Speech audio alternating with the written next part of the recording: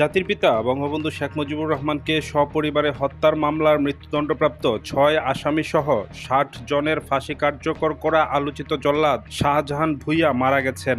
সোমবার রাজধানীর একটি হাসপাতালে চিকিৎসাধীন অবস্থায় মারা যান তিনি। জল্লাদ শাহজাহানের বোন ফিরোজা বেগম মৃত্যুর বিষয়টি নিশ্চিত করেছেন। তিনি জানান, বেশ কিছুদিন ধরেই ঢাকার অদূরে হেমায়েতপুরে থাকতেন তারা। রোববার রাতে তার বুকের ব্যথা শুরু হলে সোহরাওয়ার্দী হাসপাতালে ভর্তি করা হয় তাকে। তিনি সেখানেই মারা যায়।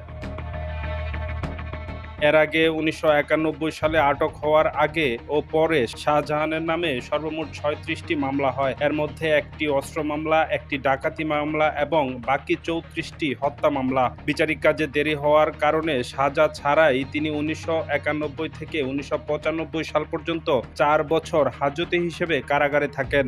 ১৯৯৫ সালে তার সাজা হয় ১৪৩ বছরের। পরে ৮৭ বছরের সাজা মওকুফ করে ৫৬ বছরের কারাদণ্ড দেয়া হয়। ফাঁসি কার্যকর ও সশ্রম কারাদণ্ডের সুবিধার কারণে সেই সাজা ৪৩ বছরে নামে।